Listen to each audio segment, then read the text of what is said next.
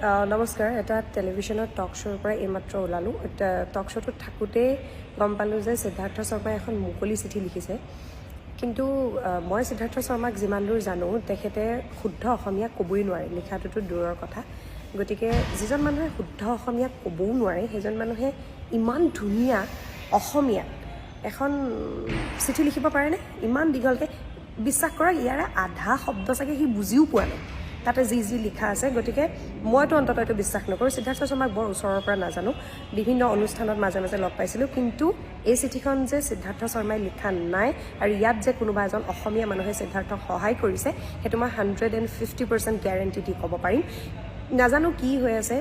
কালি Shyamkanu Mahanta live আহিলে আজি সিদ্ধাৰ্থৰ মুকলি চিঠি আহিলে কাইলৈ কি আহিব নাজানো 24 ঘণ্টাৰ মূৰে মূৰে নতুন কিবা এটা আহি আছে গতিকে কি হৈ আছে নাজানো কিন্তু প্ৰশাসনলৈ অনুৰোধ জনাইছোঁ যিহেতু সি নিজেই কৈছে যে সি দিল্লীত আছে অনুগ্ৰহ কৰি সিদ্ধাৰ্থক অসমলৈ লৈ আহক আৰু জুবিনদাৰ ফোনটো যিহেতু তাৰ লগত আছে এই গোটেই কামখিনি কৰিবলৈ অকণমান ক্ষিপ্ৰতাৰে কৰিব নোৱাৰে এতিয়াতো সি মুকলিকৈ কৈ দিছে শ্যামকানু মহন্তক বাৰু আপোনালোকে কৈছে যে আপোনালোকে বিচাৰি পোৱা নাই ঠিক আছে মানি ল'লোঁ কিন্তু ইটো কৈছে যে ই দিল্লীত আছে তেনেহ'লে ইয়াক কিয় উঠাই আনিব পৰা নাই অনুৰোধ জনাইছোঁ ইয়াক উঠাই আনক please we need justice for Zubeen da